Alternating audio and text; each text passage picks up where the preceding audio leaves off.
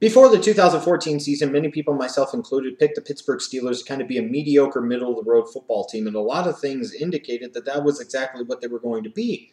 But the Pittsburgh Steelers were a bit of a pleasant surprise. They ended up going 11-5 and making the playoffs, and actually, if they wouldn't have had some of the bad losses that they had throughout the season to teams like the Jets and the Bucks, talk about a team that could have won 13-3, maybe 14-2, and the entire narrative about the Pittsburgh Steelers season could be entirely different. That was kind of what came back to bite him in the butt a little bit. When they reached the playoffs, Le'Veon Bell had that injury, so he was out for that wild card game against the Ravens. And if they would have been able to handle business against some of those bad teams that the Pittsburgh Steelers seem to struggle with every single year, they would have maybe been able to assure themselves a first-round bye, if not home field advantage throughout the playoffs, get that week of rest that they probably needed, and then who knows what happens. But as it was, they went 11-5, they made the playoffs, but they ultimately lost to the Baltimore Ravens in the wild card round. And it was largely on the back of Ben Roethlisberger and that surprisingly high-powered Pittsburgh Steelers offense, with Antonio Brown playing studly, Le'Veon Bell playing equally as studly, and then Ben Roethlisberger having himself a studly season. How about that? It was the offense of the Pittsburgh Steelers, not the defense, that carried the day and carried the season for them. Now, when you look at the Pittsburgh Steelers, and you look at the NFL draft over the past few years, they've had some successes. Guys like Marquise Pouncey in 2010, their first-round pick. Obviously, you look at Antonio Brown, a late-round selection in 2010, who many might argue is the best wide receiver in the National Football League, and you might not get a ton of argument from me. I think they also did well with their 2012 first-round pick, David DeCastro. I think he settled in nicely at right guard, but they still have some questions. You look at 2014's first-round pick, Ryan Shazier.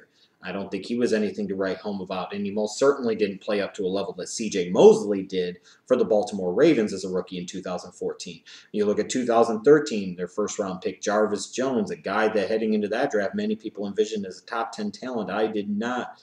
And you look at him, and he really hasn't shown much. He missed a good portion in 2014 due to injury, and frankly, did they really miss much with him out of the lineup? You go back to their second-round pick in 2012, Mike Adams. Is he ever going to really step up and live up to that high draft status? These are some major picks at some important positions, like for the Steelers. Offensive line has been a big issue for years. They've spent a lot of picks to try and address it, but all the while, the offensive line at times can still be a problem. And then you look at the linebacking core.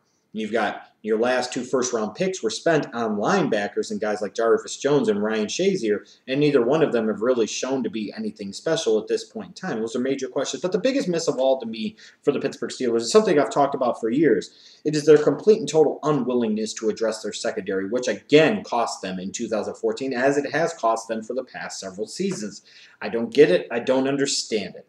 It makes absolutely no sense. The last time the Pittsburgh Steelers spent a first-round pick on a secondary player, it was Troy Polamalu, and someday, even though he just retired, someday we'll be talking about him being one of the great Steelers of the modern era, and we'll be seeing him enshrined at the Pro Football Hall of Fame in Canton, Ohio. And the last time they drafted a corner in the first round, you got to go all the way back, I believe it is, to 1997 with Chad Scott. So it's been almost 20 years since they drafted a corner in round one. It's been 12 years since they drafted a safety in round number one. And for so many years, this has been a big issue for this team. And so many years, this has been the Achilles heel of that defense. And so many years, it's been the big burden that has brought this team down. And yet, for so many years, the Pittsburgh Steelers have failed to address it for reasons that I cannot fathom, that I cannot understand. And now, with what happened in the offseason in particular, an already bad situation in that defensive secondary got even worse. You look at this offseason. It's not notable for who the Steelers brought in because they're never really major players in free agency anyways, but it's notable for some of the guys they lost. They lose two starters out of their secondary with the retirements of Ike Taylor and Troy Polamalu. When you throw in the fact that Jason Worlds, a guy who was looking maybe to cash in and get a big payday, their best edge rusher that they had in 2014, he also retired and he was only like 26 years of age. So you're talking about, two of your best yet aging secondary players and your best edge rusher by far that you have all retired. You know it's bad when you're having to re-sign James Harrison. No offense to James Harrison, but seriously, if their draft picks have worked better, if Jason Worlds doesn't retire, they maybe don't need to do that. But they're going back down the James Harrison path. Now, this is not a good offseason for the Pittsburgh Steelers. They didn't lose much of anything on offense, even though you've got the Le'Veon Bell suspension for the first few games of 2015. That certainly doesn't help. But at the end of the day, the defense that was already not that good for Pittsburgh in 2014, that was starting to really show some chinks in the armor at all levels, got a whole lot worse this offseason without a lot of replacements in place. There's so many questions about that defense. Now, when it comes to the draft needs of the Pittsburgh Steelers, predictably, you know where I'm going with this. They have 6 of them, in my opinion. In some particular order, they must address left corner, free safety, right corner, strong safety, a slot nickel corner, and an edge rusher. And out of that, the secondary is the priority. The secondary is the option. If the Pittsburgh Steelers go into the first round of this year's draft and they draft an offensive lineman or a defensive lineman or some type of like inside linebacker or something like that, then they're morons and they're tools. Where they're drafting at pick number 22 is a perfect time to start addressing the secondary. They have criminally, as an organization, neglected that position for years, and that must stop. Because you have a limited window of opportunity to potentially contend for and win a championship with Big Ben Roethlisberger in the fold as your quarterback. And you're in a division with the Baltimore Ravens, who are consistently good. You're in a division also with the Cincinnati Bengals, who over the past 4 years have been consistently good as well. If you're the Pittsburgh Steelers, this is your biggest problem. This is your biggest hurdle to taking that next step. This is your biggest obstacle to potentially contending for and winning maybe another championship under Big Ben.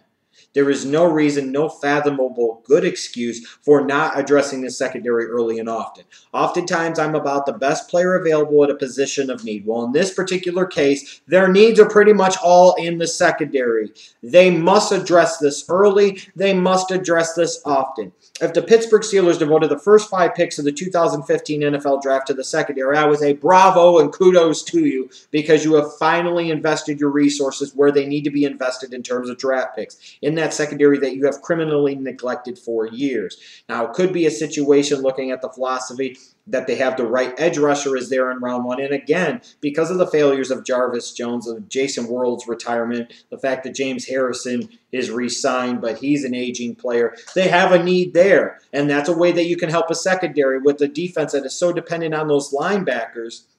You need to produce an edge rush out of those linebackers. So they might have to go edge rusher in round 1 and then address the secondary the rest of the draft.